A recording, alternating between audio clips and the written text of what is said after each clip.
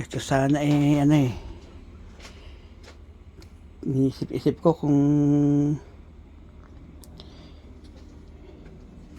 dalhin ito sa tundol papalitan lang to ng gulong ng ano, yung pang sa bukid. Iko-convert siya sa ano, yung nagaano ng ano ng ano sa yung parang suyod ganun. O pwede rin dito lagyan ito ng ano, ng i-convert mo, lagyan mo ito ng parang sa araro sa likod. Tapos ito na yung magiging ano mo. Yan yung hila sa araro. Lalagyan mo lang dyan ng ano yan sa likod Tibayan mo lang, tapos lagyan mo siya ng yung sa pala. Tapos parang formang ano, formang araro. Tapos itutunilin niya, gawa mo ng publication dyan Tapos yan na yung kalabaw mo. Yan ang magiging ano mo. Kaya lang gasolina, hindi diesel. So lumalakad to walang ano to, ayan persi ano lang siya, low speed LE, may front may rear.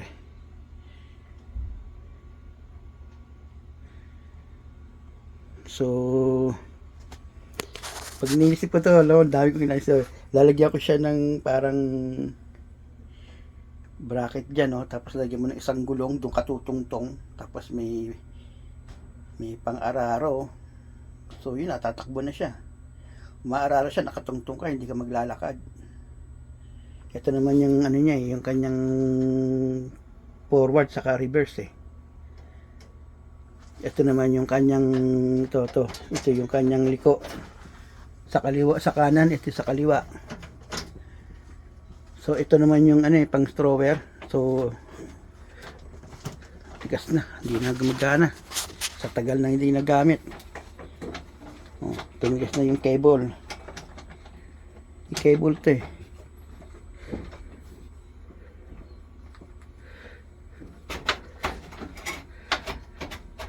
Yan yan, ito yan yan yung ano, yan pagka inaano mo yan para kung saan yung itatapon mo yung snow, kung gawin sa kaliwa o sa kanan o sa gitna, yan yung ano. Pero pagdating sa Pilipinas to, pwede mong lagyan na lang ng pang-araro dito, kakabitan mo ng araro.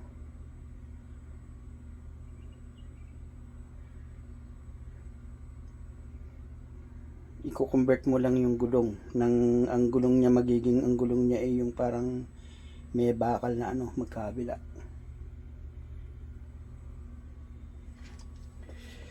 Malakas tong ano to, yan ganda starter yan.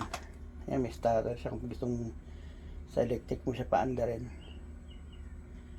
Sa 12 volts pwede siya. Ano to sa ano to di kuryente sa 120 ano AC. Pero madali mo na i-convert sa 12 volts yan.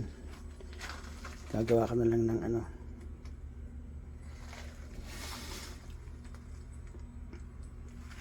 Pero I don't know.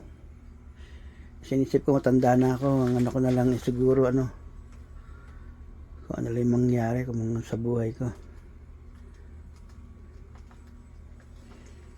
Tapos meron akong, kung dadalhin ko ito, gagawa ko ng maliit na trailer. Ito ngayon yung iniisip kong dalhin. Yan ano ng hinge. Kakabitan ko ng hinge yan sa sasakyan. Yan na siya. Yan na yung ano. Gusto ko rin iwi ng Pilipinas yan para ilagay dun sa truck ko sa likod. Or someday pagka ano, pwede ka maglagay ng trailer, lagyan mo ng mga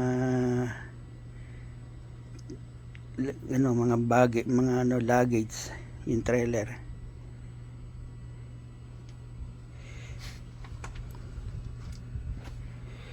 So ano kung anong mangyayari, baka hindi na rin ako abutan. 16 na ako, 5 years na lang. Retired na.